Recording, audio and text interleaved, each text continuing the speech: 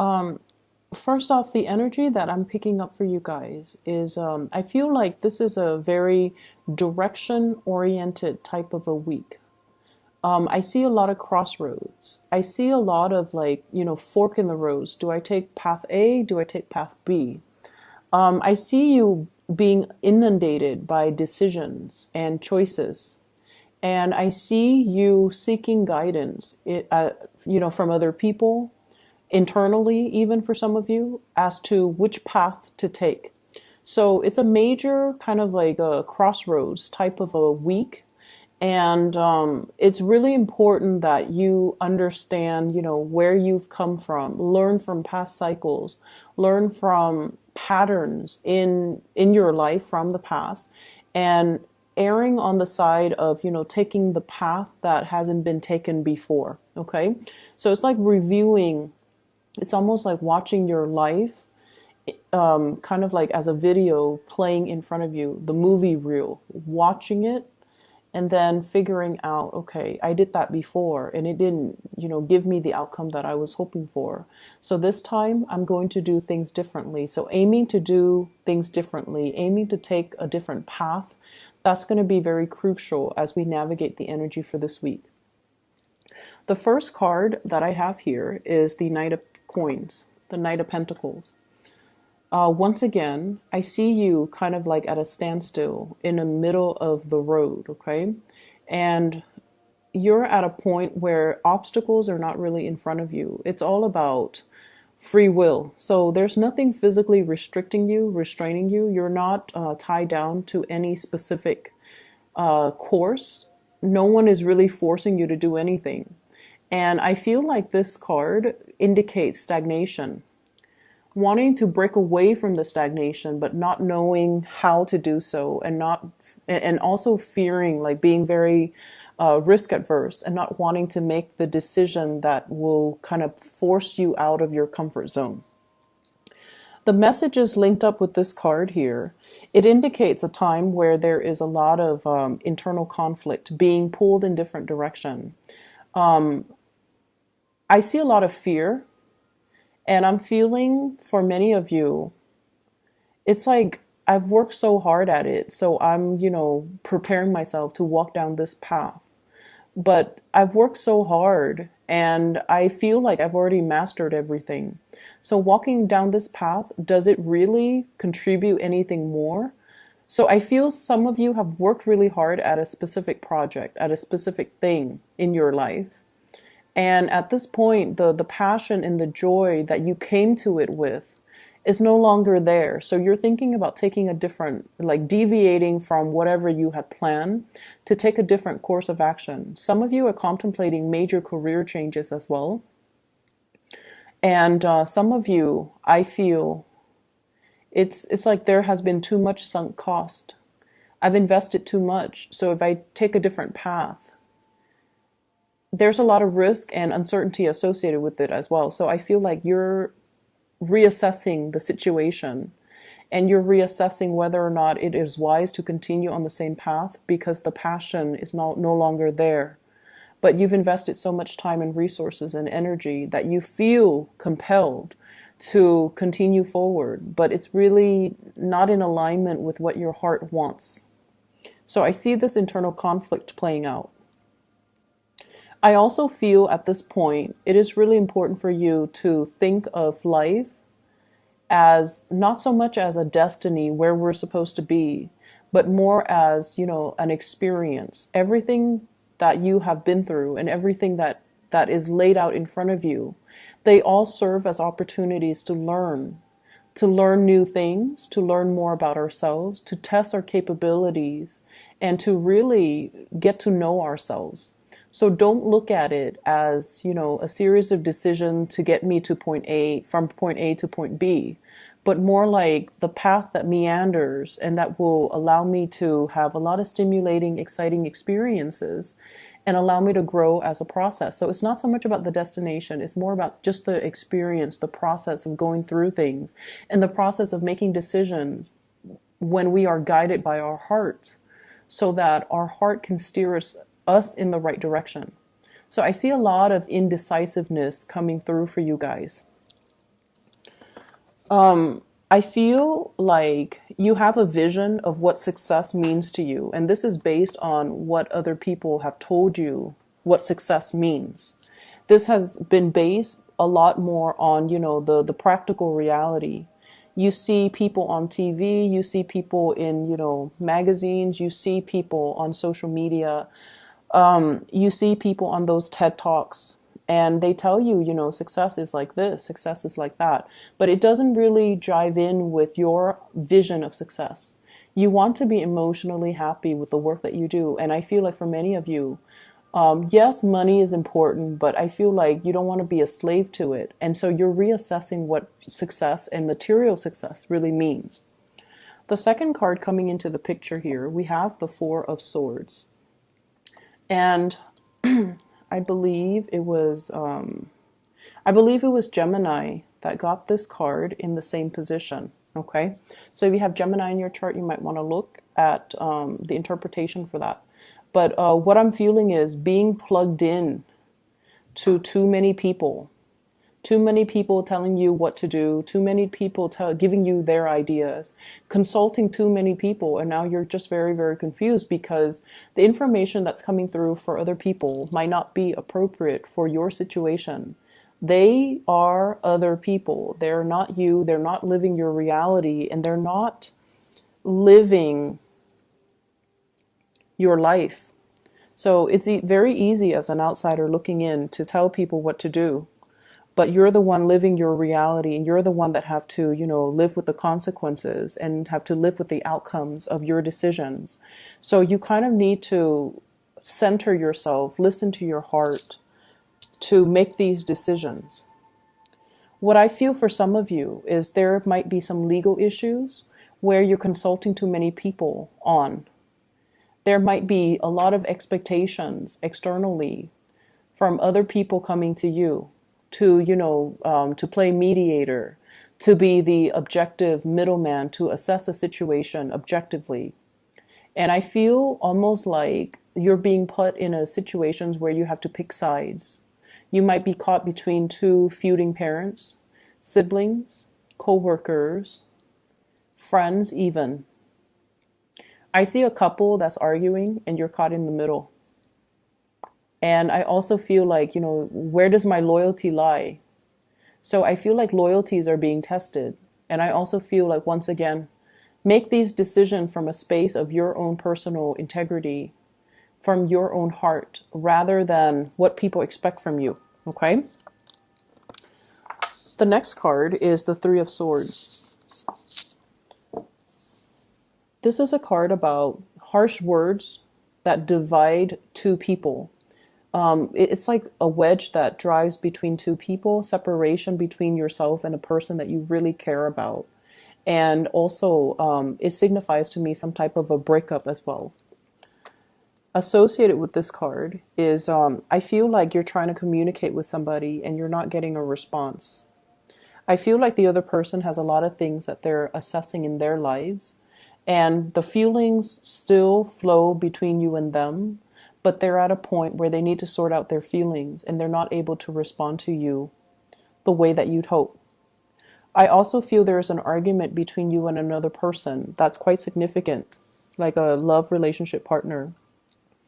And it boils down to the fact that one person expects more from the other person.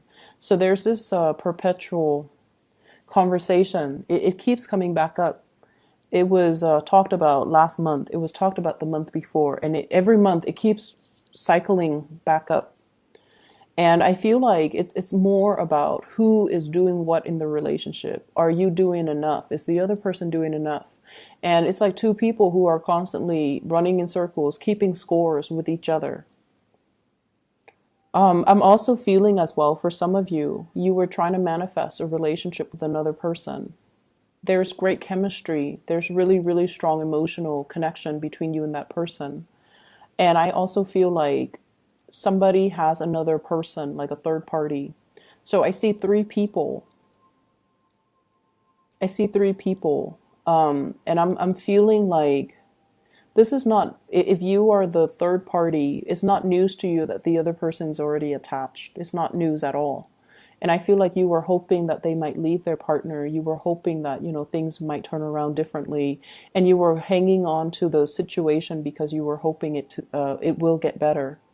For others of you, I feel like you're in a relationship with somebody and you might be with somebody else. So you might be the one juggling two options. And the other person is not willing to let you go because they really feel very strongly about you.